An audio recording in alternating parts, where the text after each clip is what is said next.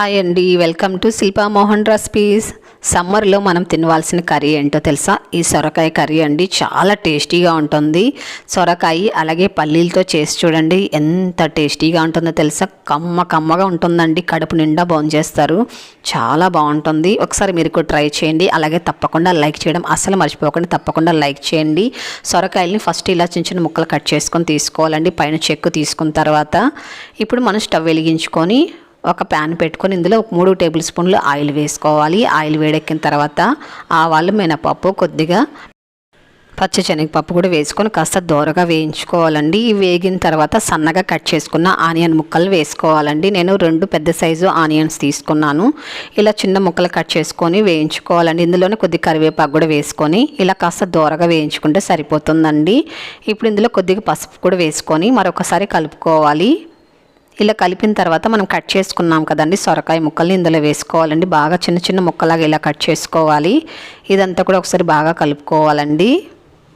ఇలా కలిపిన తర్వాత దీనిపైన మూత పెట్టుకొని సిమ్లో ఉంచుకొని ఒక 3 నిమిషాల పాటు మగ్గించుకోవాలి.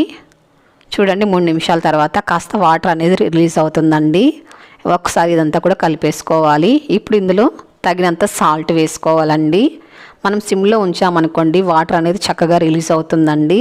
తర్వాత సాల్ట్ వేసుకోవాలి. కారం ఎంత కావాలో అంత కారం పొడి కూడా వేసుకొని మరొకసారి కలుపుకొని ఇప్పుడు మూత పెట్టుకొని మళ్ళీ కూడా మనం సిమ్లోనే ఉంచుకొని ఒక 4 నిమిషాల పాటు మగ్గించుకోవాలండి. మనం వేసిన కారం కూడా పచ్చి స్మెల్ పోయేంత వరకు వేయించుకోవాలి.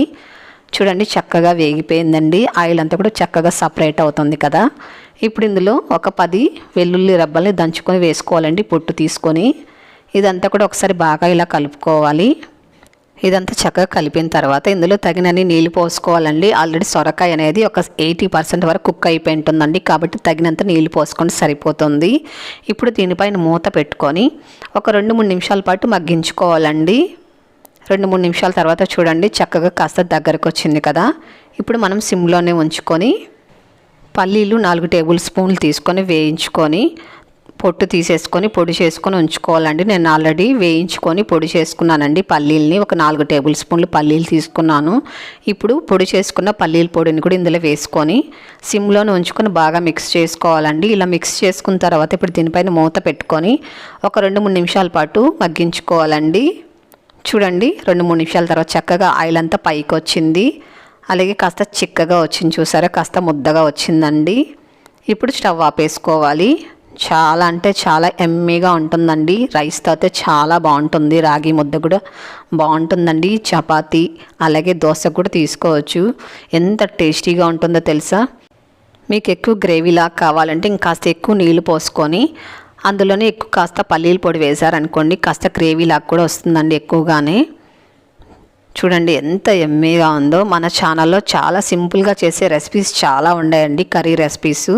ఒకసారి ఛానల్లోకి వెళ్ళి చూడండి, మీకు చాలా నచ్చుతాయండి కర్రీస్. బ్యాచిలర్స్ కానీ అలాగే ఫస్ట్ టైం వంట చేసేలు కూడా ఈజీగా చేసుకోవచ్చండి. మీరు కూడా ఒకసారి ట్రై చేయండి. అలాగే తప్పకుండా కామెంట్ చేయండి, లైక్ చేయండి, సబ్స్క్రైబ్ చేయండి.